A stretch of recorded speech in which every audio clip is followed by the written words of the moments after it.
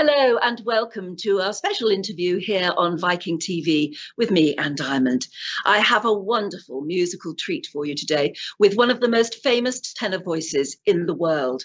He's someone who has played the biggest stages and impressed the largest audiences worldwide, but who hails himself from one of the tiniest but most ancient historic islands on the globe, and that's Malta, an intriguing, sparkling jewel in the Mediterranean Sea. Now, my guest today started singing at the age of 16 and was almost immediately spotted as someone who would one day achieve global fame, the inheritor of a proud tradition of celebrated tenors, not only on the opera stage, but headlining blockbuster concerts alongside pop and rock stars. When he was first noticed on the international scene, one reviewer wrote, "By the time he'd finished his programme, I reckon the entire gathering was head over heels in love with him. This is a major, major star in the making. If he's coming to a stage near you soon, you don't just want a ticket, you need one, fast." It's quite a review. Tickets to see major musical sensations, of course, don't come cheap. And my guest has made it one of his missions to make tickets much more affordable, because he's a strong advocate for music being for the masses, not just the wealthy and privileged. And that's one of the reasons that he hosts a massive open-air concert in Malta at a spectacular venue on the island, which he'll tell us a bit more about later. But for a flavour of that annual event, and the sort of stars who queue up to duet with him, take a look at this.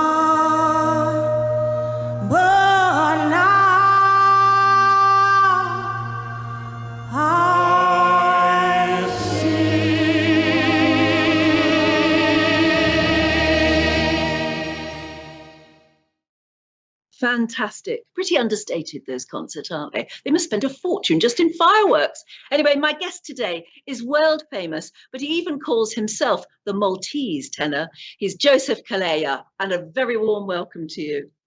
Hi, Anne. How are you doing? Hello to everyone. Thank you for tuning in. Well, I'm doing very well. How are you doing? Because I can only imagine the last year must have been so frustrating as a singer, and even singing at one point we were stopped from doing because of COVID. So what has the last year been like for you?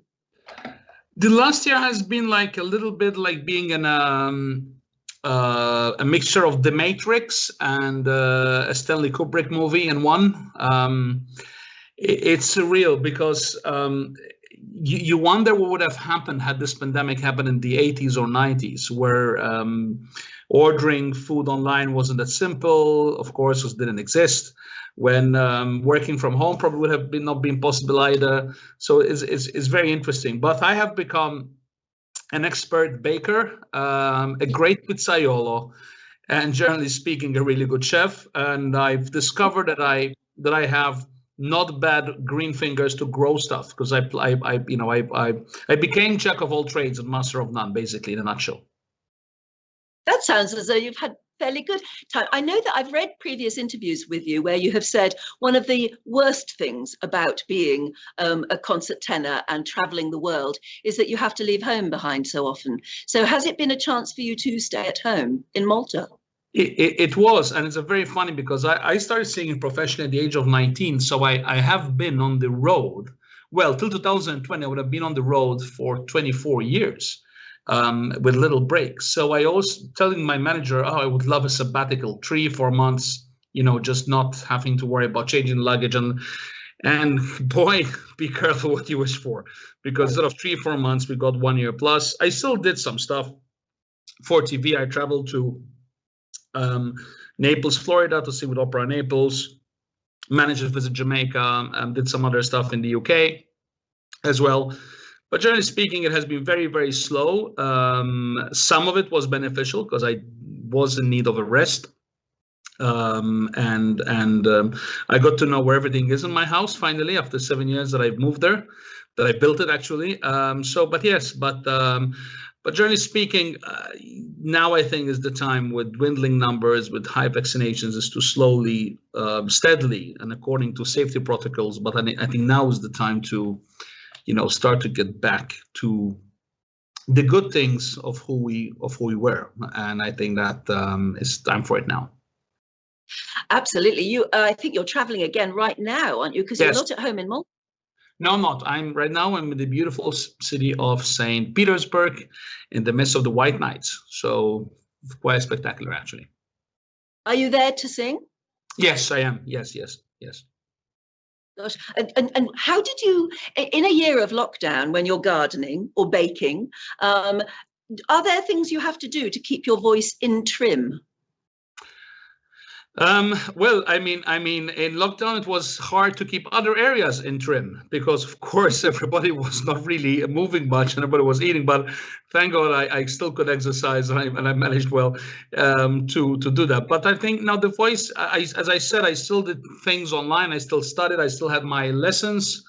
So I still, the one thing you cannot do in these instances is to fall into apathy. You gotta invent stuff. You gotta whether I happen, of course, to live in a nice environment, which helps a lot, mind you, because I don't really when celebrities, and I'm not saying I'm a celebrity, by the way, but when celebrities post, it's not that bad, from their 40 million mansions. It's, of course, it's not that bad. You live in a village, but other than that, I think that you still have to find, in whatever situation you are, to keep your mind active, because ultimately, I think that's where we first get sick, even when it's physically, it's up here, whether too much stress or too much whatever. Yeah. Tell me about the Granaries concert. This is the concert that you started and you host, and this is where I said you have a most amazing repertoire of famous singers from all walks of music who are lining up to duet with you. So how did that all start? How did you get it going? How many years has it been going now? The first crossover concert was in 2009. So it's been now more than 10 years with our 10th anniversary. We only skipped 2020, as a matter of fact, because of COVID. There was no way we could do it. Instead, we did a Mantovani video sections from my latest album with Decca Records, The Magic of Mantovani, by Joseph Calleja. And this was really very interesting because it was basically me singing tracks that have been laid down by him in the 50s. So quite extraordinary. And so how did the Floriana concert came about? I met Anton Attard. At the time, he was with NNG Promotions and Nigel as well, and Jonathan, and I told Anton, I told him, I have this dream. Let's make it happen. And we invited Michael Bolton. It was a resounding success, and we never looked back after that. We did it year after year, and we had audiences starting from 12, 13, 14,000 up to even 25, 26. It depends who was coming. It depends from many things, but we always had 10,000 plus, which for a small island like Malta, that's saying a lot. But it's a spectacular location, isn't it? It's in Floriana. What is the big building that is lit up behind you? There's a Floriana church, the Church of St. Publius in Floriana. Floriana is a town on the way to Valletta, which is our capital city. And those are the granaries where they used to literally store grain just underneath. And but Malta is replete. It's full of spectacular locations, which is why it has really become, in the past 20 years, the Hollywood of the Mediterranean. So many great movies are filmed there. Jurassic Park recently, Gladiator, I mean, War Z with Brad Pitt, By the Sea with Brad Pitt and Angelina Jolie, Munich, the U571, so many movies were filmed. And most historically, the first Clash of the Titans, where Zeus is interpreted by Sir Laurence Olivier, was filmed in Malta, and at the time it was released, I think 82, but I'm not sure. It was it was really ahead of its time, that movie, with the effects it used, and that was Malta when we still had the window, the Azure window in Gozo. Unfortunately, a few years ago it collapsed. Yes, I know you're a very good ambassador for Malta. I think we can tell that straight away. In fact, you are an ambassador for Malta, aren't you? Yeah. I'm a culture ambassador. I took the diplomatic passport, but I refused all pay and all the reimbursements of expenses, and I do that very proudly. And I've been since 2012. At the time, it was Prime Minister Lawrence Gonzi who made me culture ambassador, and very happy that the following administrations kept me there. And it's a title I'm very proud of, because I didn't give myself the title the Maltese Tenor. It was given to me conjointly by the German and British press. They first started calling me the Maltese Falcon, but since I'm 6'2.5" and I weigh about 115, 118 kilos, I was too big to be a falcon, so they stuck with Maltese Tenor. Actually, I found it fascinating when I was researching you. I found that you are not the first famous Joseph Calleja from Malta. Before you, there was an actor called Joseph Calleja who made it into Hollywood at one point, right back in the 30s, I think. Yeah. And probably we're related from afar. We're probably related, because all the Callejas in Malta are, and it's very curious, because I was contacted a few years ago by a guy called Michael Calleja from California, whose family left Malta in the early 1835 or 1840, and he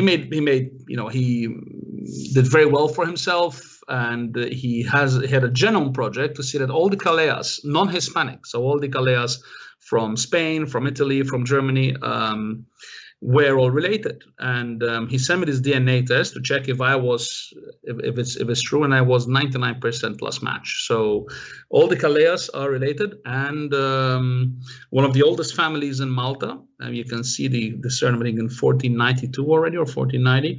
So probably the actor somehow I'm related to him. But Joseph Calleja also went by the name of Vincent Spurin, or Sparin, depends how you pronounce it. He was one of the best character actors of his time. He was in Gilda, he rubbed shoulders with all the big Hollywood A-listers of the time. And few people know this, but Coppola wanted him to play. He was the first choice for The Godfather.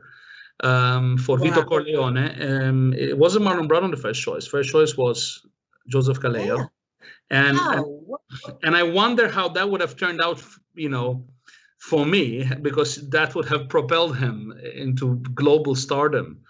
That movie, and people would have thought that I would have been named after him, which of course I wasn't. I was named for my grandfather, who also was called Joseph Calleja.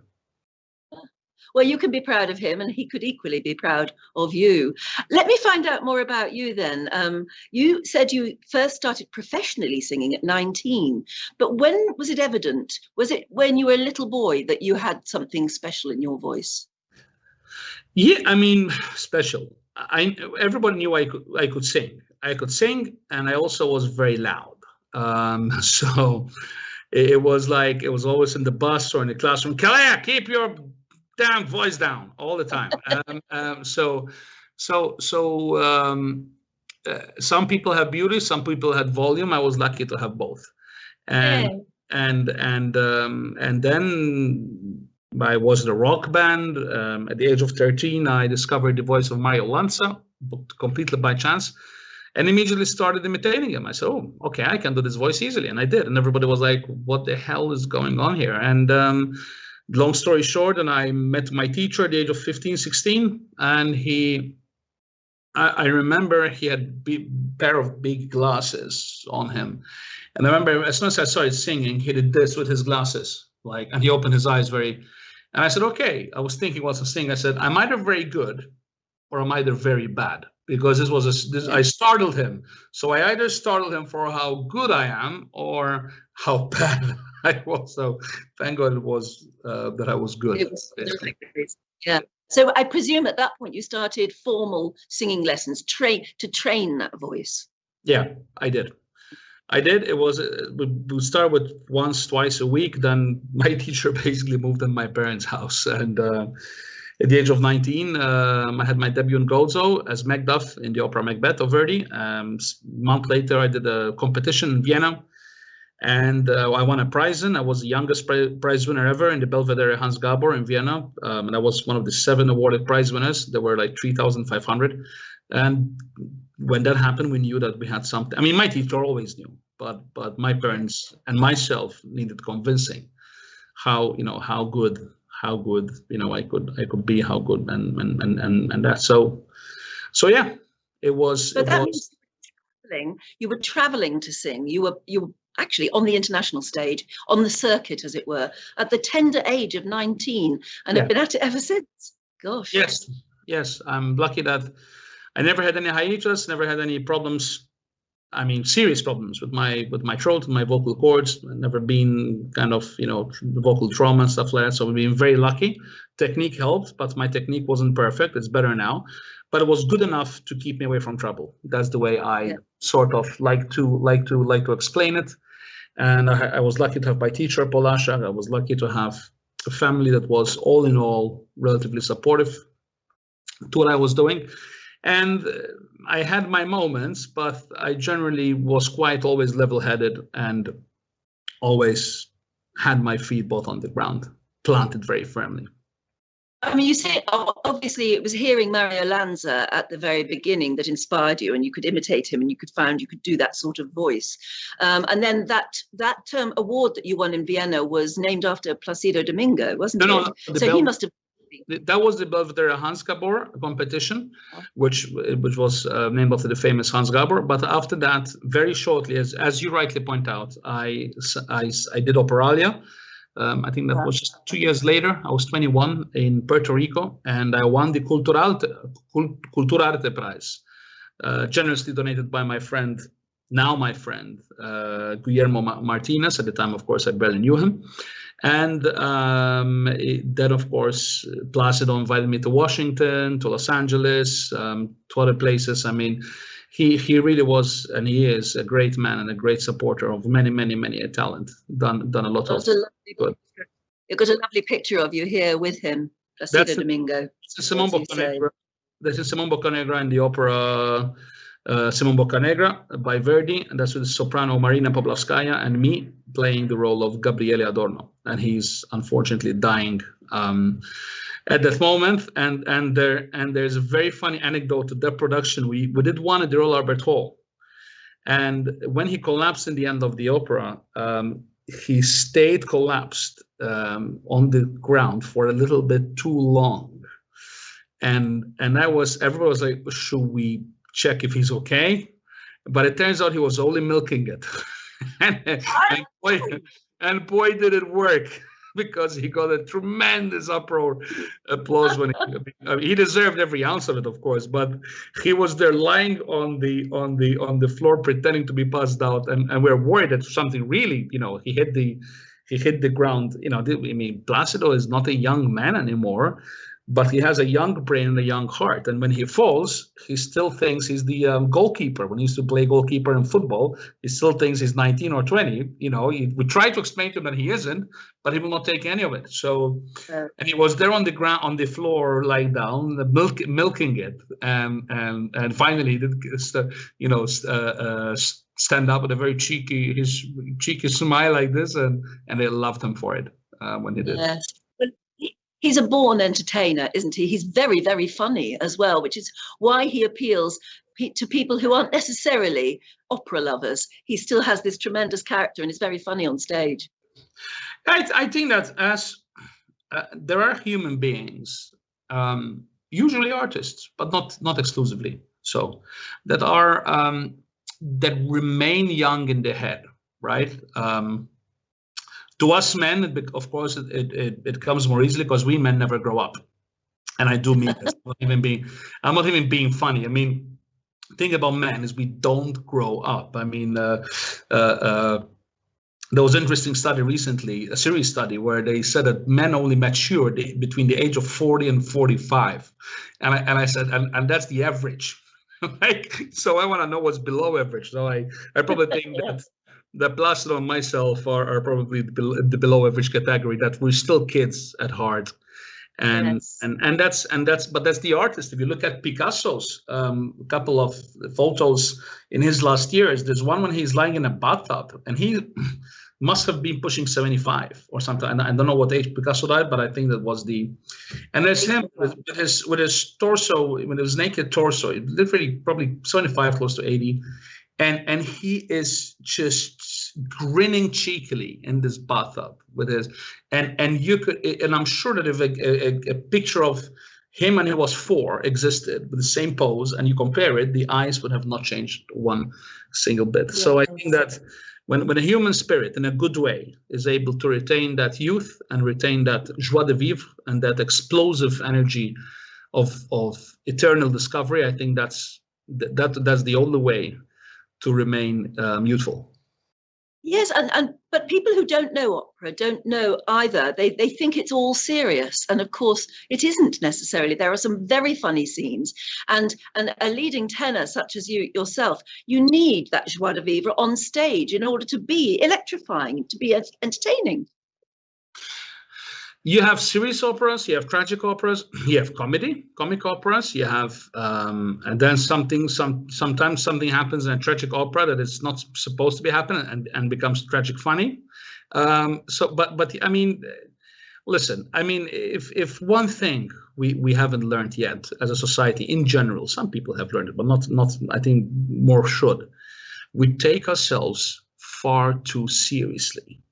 And even with this COVID thing, whilst I respect COVID, it exists, you know, I'm not an anti-vaxxer, I'm not a conspiracy tinfoil, but one thing which is obviously so evident in everything, that at the end of the vaccinations, where we need to do them, of course, and we need to do the lockdowns to help our frontliners and not to overwhelm our hospitals, but at the end of the day, there is no government, no politician, no prime minister or president that's gonna come out and guarantee no one else will ever die of COVID. COVID is just now a thing that we need to deal with like influenza, and one of the hundreds of pathogens and morbidities that can kill us. Mother Nature never issued a certificate of immortality to Homo sapien, and this is the spirit, I believe, that we need to approach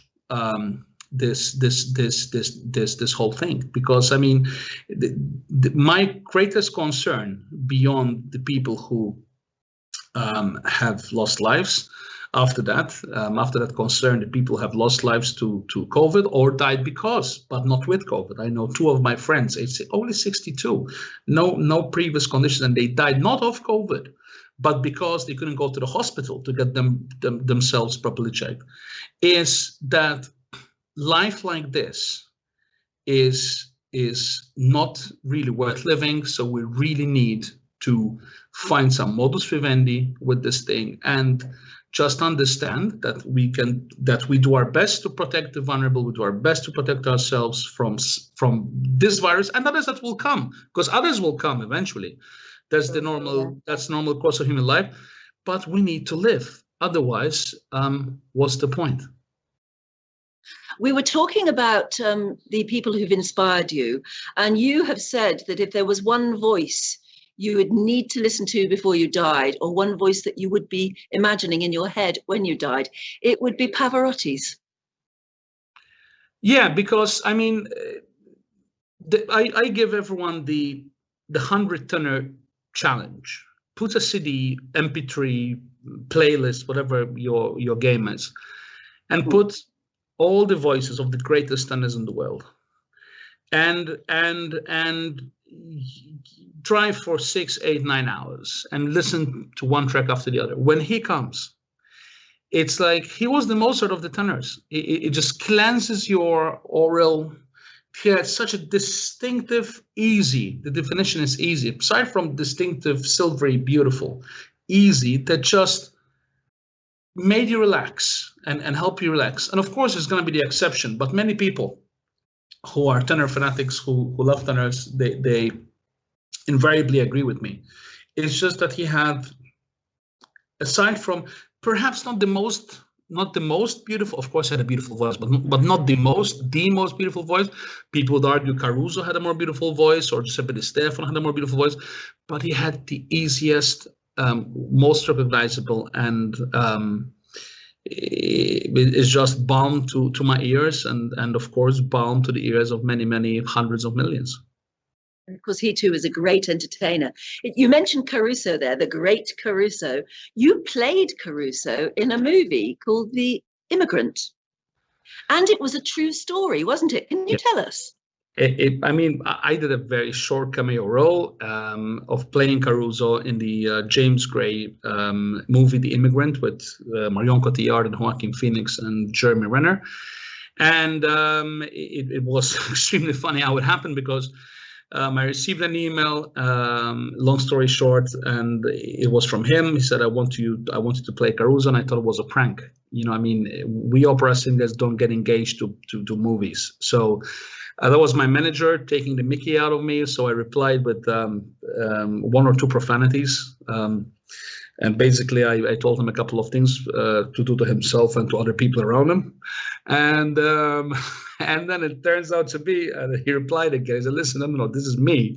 Here's my number. I'll reply. And I said, oh, God. I just did a Joseph, we call it in our family. And I called him, and then we clicked. I went there, and there's some trivia, which is not on IMDb. It's not there.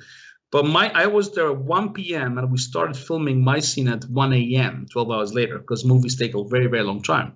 But I didn't mind it, because I was seeing scene after scene after scene, and I was learning, I was absorbing like a sponge, seeing all these great movie stars, and I had to sing live. The scene had to sing live. So I went there, and I had music being piped in my ears, and I sang it live. And we did it in one take. My take, whereas other takes, because we opera singers, we're used to that we need to perform there and then. Actors can take it a bit more easy for obvious reasons. Of course, they have very difficult jobs because they're there for 14, 16 hours. But we opera singers have to do it in 2 hours, and that's it. Theater actors, of course, are the same. And after the thing, I finished, and 2 of the guys came and said, you know what? You're a true master. You should consider doing acting more. Do you know when you were singing? Me and my mate, we actually thought you really singing live. That's extraordinary. And I was singing live. The music was in my ear, and I was, and I didn't have the heart to tell them, you know what, that was actually me singing right there and then. So yeah, that's one of the animals. But yes, I love movies. I'm a big movie buff, and I love the work of James Gray. Even before he poor guy got insulted by me after writing to me to be part of his movie.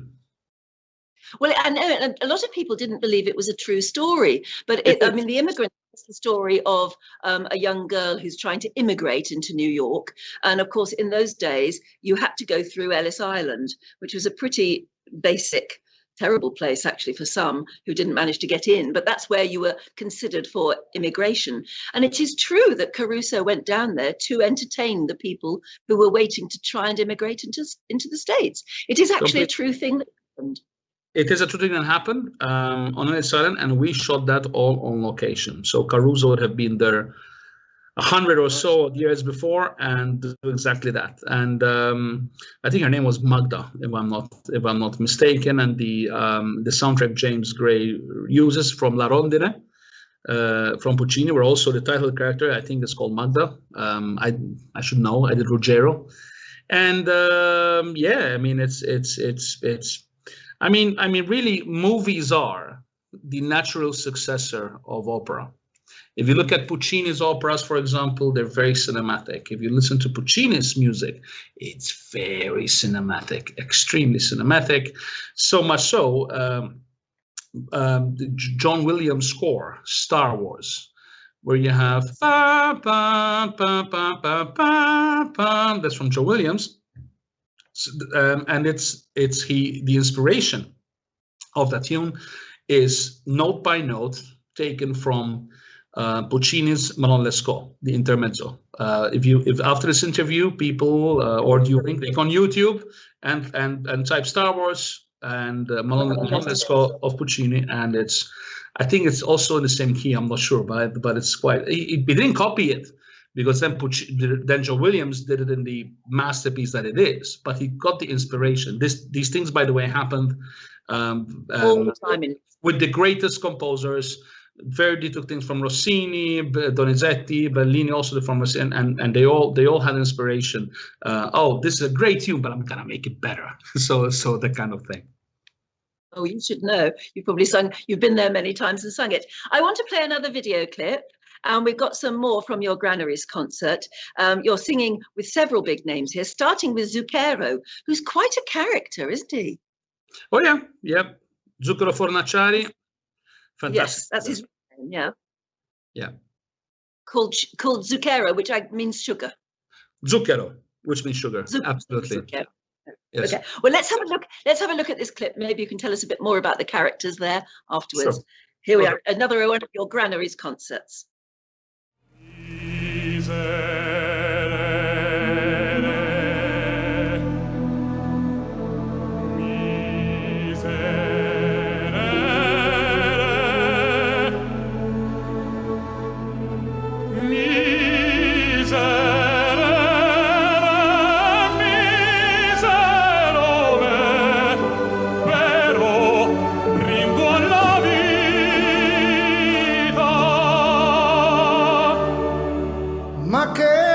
È la mia vita, che mistero. Sono un peccatore dell'anno 80.000, un menzognero. Ma dove sono e cosa faccio?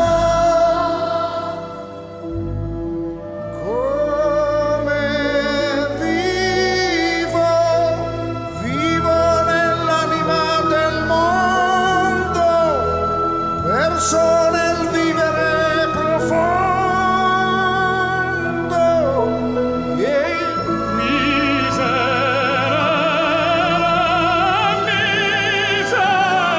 me, però rindo alla vita.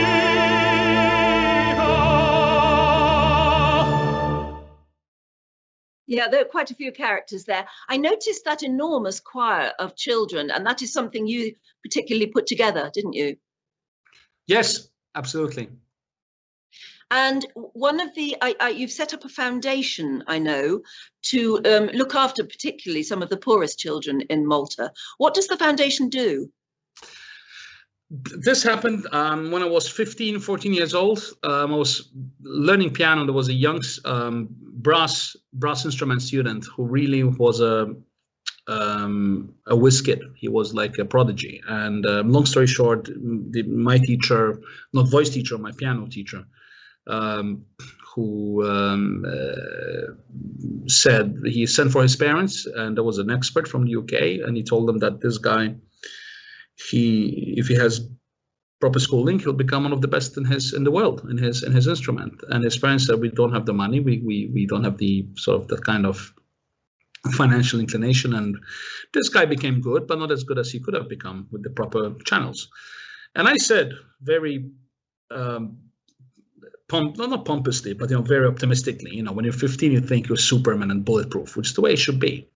And I said, if I ever have something to say about this when I'm older, I'll try to change things. And exactly 20 years later, I launched the Joseph Calleja Bank of Valletta Foundation, or the Bank of Valletta Joseph Calleja Foundation. And to date, we have raised more than €1 million for the Maltese young artists from all the plethora of the performing arts, even academic, to piano, brass, theater directing, dance, and we're helping more than 85 young scholars and more than 2,000 children from the underprivileged side, because that's our second remit. The first remit is to help young artists with exceptional talent from all the plethora of the performing arts. The second one is go with cultural programs to the underprivileged whenever we can. And we're a niche foundation, but we're all there for the love of it. None of us gets paid. We don't even have expenses reimbursed. So every single donation we receive from our patrons, it goes directly to the cause, and nothing is lost on the way, which is why we have more than 98% renewal rate over the past 6 years that we've been operating, because it's just, as I say all the time, it's doing good for nothing else but the sake of doing good. And that's a great philosophy. And congratulations on keeping that promise to yourself, because ultimately it's paid off. And you're right. I mean, you never know what sort of amazing, great talent could be missed simply because a child doesn't, or a child's parents don't have the facilities to be able to nurture their career in some way. So brilliant. Because it's not just about the money, it's about the mentoring. So we have a group of people, the board members, spearheaded by our chairman, Mr. Robert Chalmers. I have a board that is absolutely fantastic.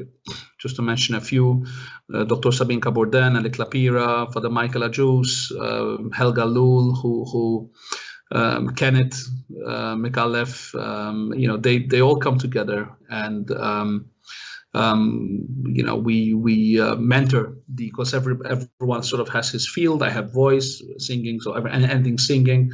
There's another one who's knowledgeable about ballet, and where we don't know, we hire professionals. Like we are like the program The Pawn Shop. Only we don't make money. We make money to give it away. So, but when we don't know something, we get some people, and they help us with if it's architecture, or if it's art, or if it's sculpture, or and stuff like that. But very, very proud of it, because we have already a couple of names that I think are on the brink or on a worldwide career. One of them is Charles Buttigieg. He's a young concert and baritone, still 20 or 21. He was accepted by the Curtis Institute in Philadelphia at the age of 18, I think the youngest ever they ever had. Marvik Monreal, who's in Opera Frankfurt right now. She is an incredible mezzo-soprano that I think is going to go places. And there are a few others that are really talented. Then we have those that are exceptional. Maybe they will not have a world-class career for various reasons, but they will be excellent teachers for the next generation in Malta, because people forget that we do need teachers to churn out world-class talent. Right. And you remember your teachers, you remember their names. They're very inspirational if you find the right teacher for you. Exactly. I was going to ask you, what do you say to people who say, well, I don't really understand opera? But I've got a little clip of you with Bryn Terfel that actually shows the fun that can be had from listening to great voices, and the fun that you clearly have and inspiring others. So let's have a little look at one of your clips from one of your concerts here, sure. Duetting with the other guy, Bryn Terfel. Any note you can sing, I can sing higher. I can sing any note higher than you. No, you can't. Yes, I can. No, you can't. Yes, I can. No, you can't. Yes, I can. No, you can't. Yes, I can.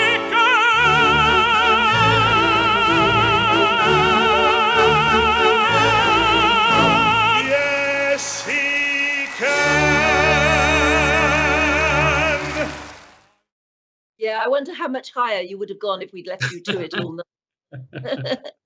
What about the future? I mean, like I said, you duetted with so many famous people from different aspects of music. Is there anyone you would really like to talk into it, though? You'd like to drag along to Malta and sing with? I mean, many. I'm trying to get Brian May. We have met at an UK event a couple of years ago, and I spam his message box. And I think that I'll manage to get him one day. I'd love to do something with Sting, something with Bernie Hancock, whom I've met in Washington some years ago. Quite a couple. But I've fulfilled my dream always that I had, was to perform with Andrea Bocelli. There are many operatic snobs that think that he's not a serious artist, but I respectfully choose to disagree with that. I think that he is the most serious classical artist that just happened to have massive appeal, which is not operatic, is of course everyone else. He is from the side of media, at least, he's a natural successor of Luciano. From how many albums he sells, from how many people he gets into arenas, and he is an extraordinary human being. His wife Veronica is absolutely wonderful, right? Lovely person, and they do a lot of good as well with their foundation. And he is one of the most serious artists I know, and so it was very nice that friendship was born out of that. In fact, I just did something for his foundation recently, and looking forward to those sort of collaborations. Absolutely. Josh Groban, Michael Bublé would be nice. I guess as well. I love them. I love their artistry. There's so many. And one of my crazy ideas is to collaborate somehow with a rap artist or something like that, some from the genre.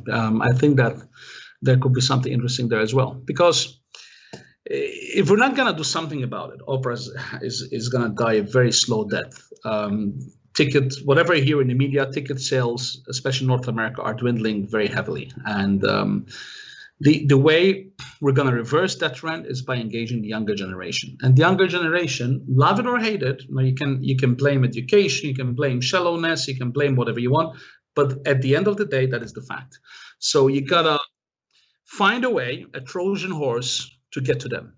And if that has to be a rap song, if that has to be Michael Bublé, if that has to be anyone else which has mass appeal, then so be it. The only way you're gonna get to the younger generation is with a Trojan horse, and a Trojan horse that instead of killing a city will do good, will promote music. But I think that that's the way forward. Quite frankly, we need to innovate as much as possible. It's going to be quite hard work, isn't it? A lot of other stars have tried it. And when you think right back to Freddie Mercury days, people were trying to show that if you had a good voice, it didn't just have to be serious opera. It could be anything. It could still be exciting. And you are very much an ambassador for doing that. I mentioned earlier about the price of tickets to go and see any big star. And you've been trying to address that too. I've been trying to address it, but not specifically because the price of tickets. Because let's face it, if you want to see a Premier League football match, you gotta pay hundreds for a good seat. If you want to see Celine Dion, if you want to see anyone of note, you gotta, for the good seats, you're gonna fork out probably even more than what you're gonna pay in opera. But what I wanted to do with this free tickets in Malta, which we did thanks to the government supporting it, because we're never able to do it otherwise, is to tie exactly to what we were saying before, to bring people who would otherwise not go, but it's a free event. Let's go. Let's see what happens. And they go like, oh wow, I'm gonna buy a ticket next year to be more comfortable and sit down, because it's for the standing, by the way, the free tickets, and it's just it has worked, and that's the way you do it. And then of course there are the genuine people who can't fork out that amount of money, and of course, why should they be left out? It's as simple as that. So, but I think that for the majority of cases, bar the ones that are really, really genuine, I think that if we have money for everything in this world, I think then we should also have a little bit of money for culture. You know what I mean? And I think that this applies to so many things. I'm from the generation that first had piracy. I think that when I was growing up, I always paid for my stuff. I always said, okay, if I'm doing this, I'm taking away money from the next project, from the next, because you're also robbing the record label, not just the artist. So I was very careful with that. So, but I think that the free tickets have two uses. The one is to promote music, and yes, to the genuine cases who can't really afford to bring their family because they're numerous or for whatever reason, I think that they should be there as well.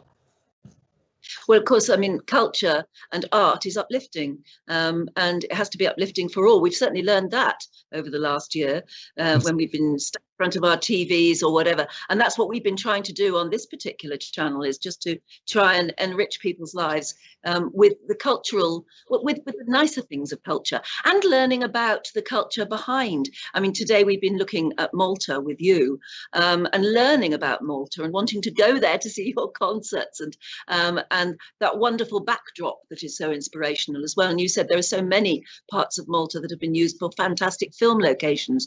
We all have something to learn. Oh yeah, I mean, absolutely. I mean, Malta from that side is absolutely. I wouldn't say unique is a big word, but in the Mediterranean, probably yes, it is. I would have a very tough time to find somebody somewhere which is as versatile, historic, and offers so much natural beauty. Yeah, well, this particular ship I'm on at the moment, the Viking Venus, is coming to Malta very soon. I've got another lovely clip for us to enjoy of you doing, I think, with Ronan Keating this time at one of your big concerts, singing the Hallelujah song. And this is just so gorgeous. I thought everybody would like to enjoy this.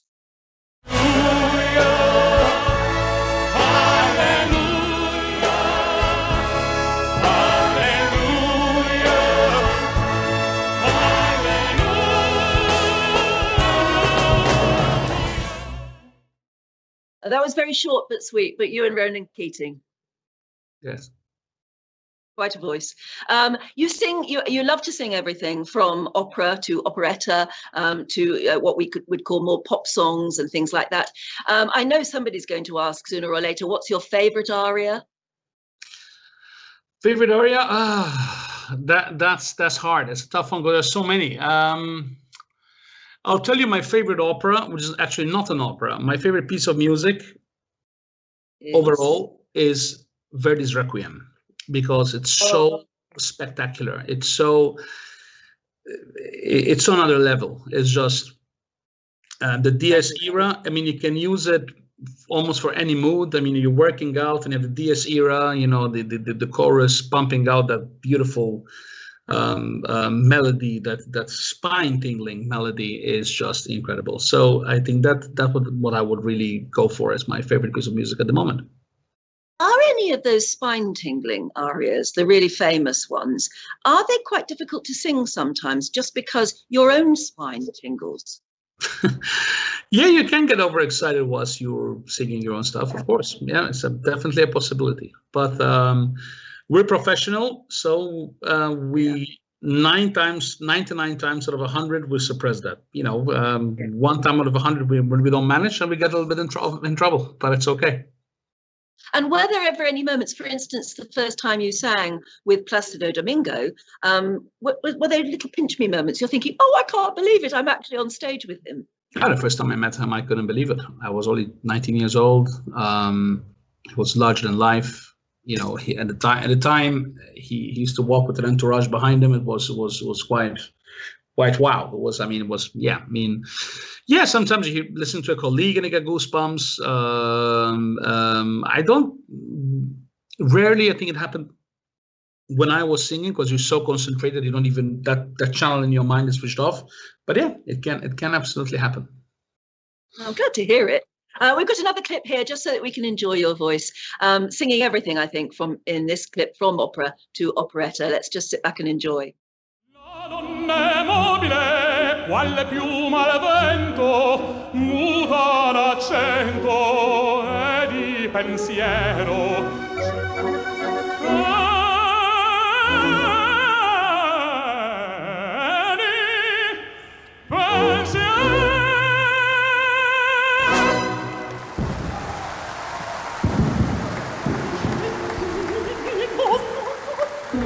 Carmen, je suis comme l'eau vive, si je sers, si je m'enivre, ta promesse, tu la cantas, si je t'aime, Carmen, Carmen, tu m'aimes.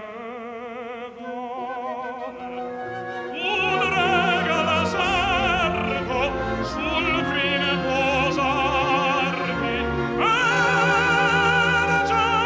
ergerti un trono vicino al sol. What's falling to rise every time you are holding me near? So kiss me, my sweet, it's the loveliest night of the year.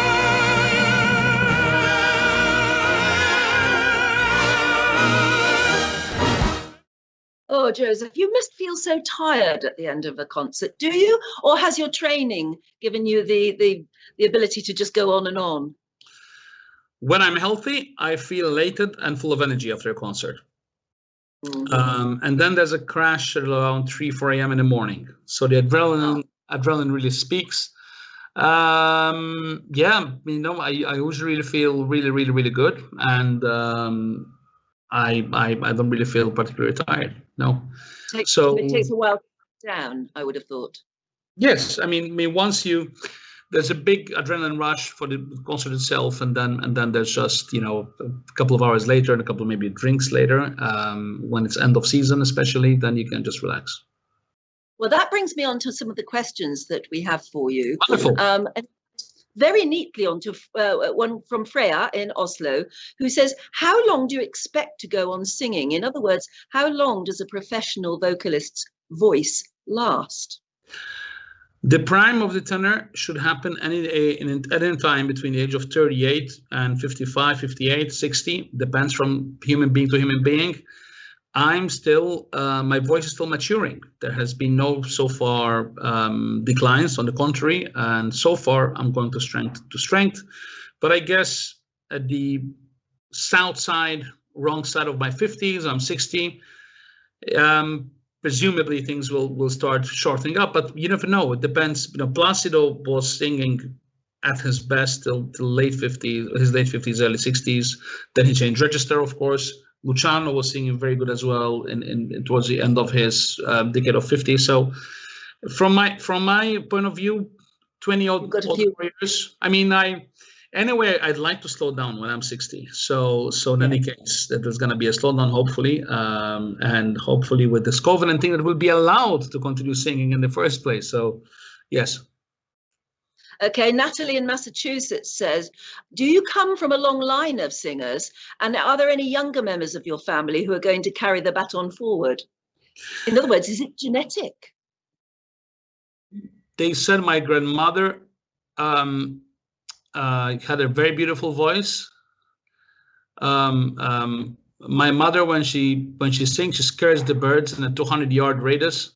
So I'm not sure it's genetic. I think it's more of a lottery. My daughter has a beautiful voice, and she's studying commercial music and composition, pop, on the pop side. in Trink Park School in Herefordshire right now as we speak. So she's in. I was chatting with her before this. So, and she writes beautiful music and she has the most exquisite voice. Not operatic, but in the ballad sort of pop vein, which is one. Yeah. Oh, that's brilliant. Well, we never know. In fact, another question has come in from James in Colchester, who says that the rock band that you mentioned you were in at about 16, where are they now? What happened to them? And what were they called?